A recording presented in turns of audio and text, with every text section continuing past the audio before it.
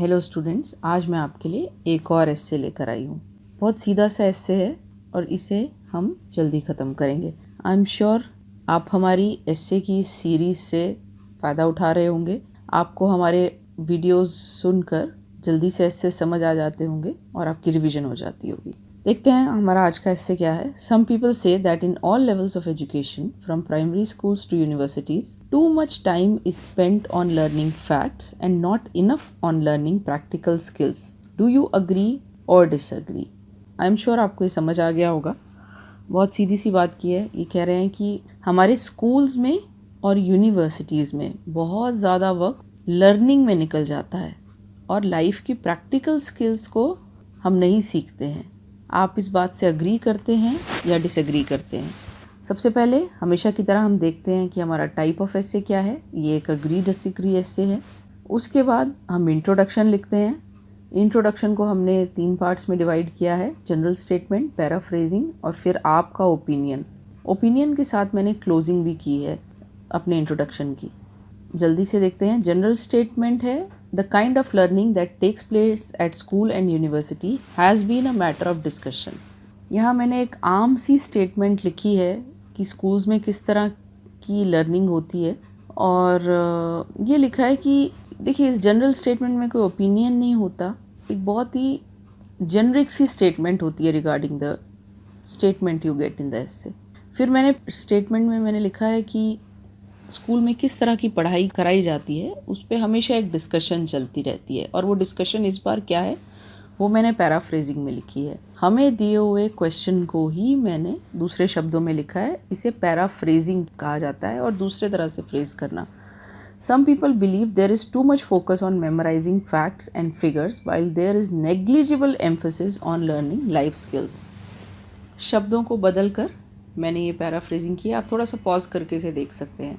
उसके बाद मैंने अपना पॉइंट ऑफ व्यू लिखा है। मेरा मानना है कि I agree with this statement and the following passages will justify my view point. एक ही सेंटेंस में मैंने अपना ओपिनियन लिखा है और अपने इंट्रोडक्शन को क्लोज कर दिया है। इस स्टेज पर हम आगे का एस्से लिखने से पहले थोड़ी सी प्लानिंग करते हैं। प्लानिंग हम रफ पेपर पे करते हैं। हम पूरे सेंटेंसेस नहीं लिखते, बस मोस्ट इम्पॉर्टेंट पॉइंट्स और वर्ड्स लिख लेते हैं ताकि हमारा एक राइटिंग का फ्रेमवर्क बन सके और लिखते हुए हमें आसानी हो सके। देखिए मैंने अपना एस्से कैसे डिवाइड किया है। मैं 2 बॉडी पैराग्राफ्स लिखने वाली हूँ। बॉडी पैराग्राफ 1 में मैं कुछ पॉइंट्स लिखूँगी और बॉडी पैराग्राफ 2 में मैं बाकी के पॉइंट्स लिखूँगी। इस टाइम पे ये समझना बहुत ज़रूरी है कि हमारा एस्से है क्या। यहाँ आपको रीडर को कन्विंस करना है। It's a persuasive writing. Convince करना है कि हमारे स्कूल्स में रट्टा ही लगवाया जाता है और बहुत ज़्यादा सोचने, समझने, क्रिएटिव होने पे फोकस नहीं है। तो मैंने वही चीज़ बॉडी पैराग्राफ्स में डिवाइड की है। पहले में मैंने लिखा है, क्योंकि मैं इस स्टेटमेंट से एग्री करी हूँ तो वही चीज़ मैंने बॉडी पैराग्राफ्स में लिखी है। पहले में मैंने लिखा है कि क्या चीज़ है और बॉडी पैराग्राफ 2 में मैंने लिखा है कि क्या नहीं है, क्या लैक कर रहा है हमारे सिस्टम में। बॉडी पैराग्राफ में मेरा ज़्यादातर फोकस रहा है कि सिलेबस बहुत ज़्यादा है, मगिंग अप टू बहुत ज़्यादा होती है। मगिंग अप होता है जो एग्ज़ाम से जस्ट पहले हम बहुत कुछ जस्ट रट लेते हैं फटाफट। बच्चे जो हैं अपने मार्क्स से जज किए जाते हैं। कुछ अच्छे वर्ड्स थे जो मैं लिखना चाहती थी। यूनिवर्सिटी को हम टर्शियरी एजुकेशन कहते हैं। फैक्ट्स को लर्न करने को हम मेमोराइजिंग ऑफ फैक्ट्स कहते हैं और सिलेबस को हम करिकुलम कहते हैं। तो ये 2-3 वर्ड्स भी मैंने लिख लिए ताकि मुझे एस्से लिखते लिखते ये याद रहें। उसके बाद मैं बॉडी पैराग्राफ 2 पे आती हूँ। क्या कमी है हमारे सिस्टम में जो अगेन एक रट्टाफिकेशन की या फिर एक रॉट लर्निंग के एक सिस्टम को जिसने जन्म दिया हुआ है, जिसकी वजह से रॉट लर्निंग का सिस्टम एनकरेज होता है। यहाँ मैंने लिखा है कि लैक ऑफ प्रैक्टिकल नॉलेज है। क्रिएटिविटी को एनकरेज नहीं किया जाता, कोई पर्सनैलिटी डेवलपमेंट नहीं की जाती, बिजनेस स्किल्स नहीं दिए जाते, साइंस लैब्स नहीं होती साइंस के स्टूडेंट्स के लिए, उनसे भी रट्टे मरवाए जाते हैं। ज़्यादातर स्टूडेंट्स ओवर ऑक्यूपाइड हैं और टायर्ड रहते हैं हमेशा, राइट। तो वो प्रैक्टिकल स्किल्स या लाइफ स्किल्स को कब लर्न करेंगे? प्रैक्टिकल स्किल्स वो स्किल्स होती हैं जो हमें लाइफ में एक्चुअली काम आती हैं, असल ज़िंदगी में काम आती हैं। आज फॉर अ चेंज मैं अपने एस्से को बहुत ज़्यादा एक्सप्लेन नहीं करूँगी। मैंने 2 शीट्स पे बॉडी पैराग्राफ 1 और 2 लिखा है। वर्ड्स बहुत सिंपल हैं, आप पॉज करके इनको पढ़ सकते हैं और हम 30-30 सेकंड्स के लिए दोनों को प्ले करेंगे और आप पॉज करके इन्हें पढ़ सकते हैं।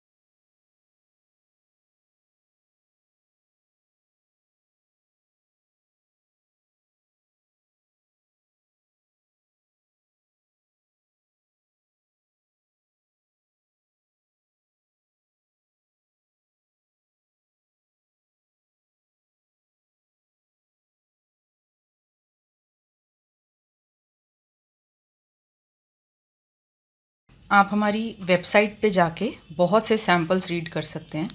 हमारे सैम्पल सिंपल और स्कोरिंग है। चलिए अब कंक्लूजन को देखते हैं। And individual devotes a significant time of life to school and university education, a considerable part of which is spent learning facts. यहाँ मैंने कुछ बहुत ज़्यादा नहीं लिखा है, अपनी बात को जल्दी सम अप किया है। एक इंडिविजुअल एक बहुत बड़ा पार्ट जो है वो डेडिकेट करता है, डिवोट करता है स्कूल और यूनिवर्सिटी एजुकेशन पे, जिसका भी फिर एक कंसीडरेबल पार्ट, बहुत बड़ा हिस्सा लर्निंग फैक्ट्स में ही निकल जाता है। इंडीड का मतलब होता है सच में। अक्सर हम कंक्लूजन में अपनी ही बात को एम्फसाइज करते हैं। फिर से एम्फसिस के लिए मैंने ये वर्ड इंडीड यूज़ किया है। Indeed the quality, style and relevance of what is to be taught must be estimated regularly.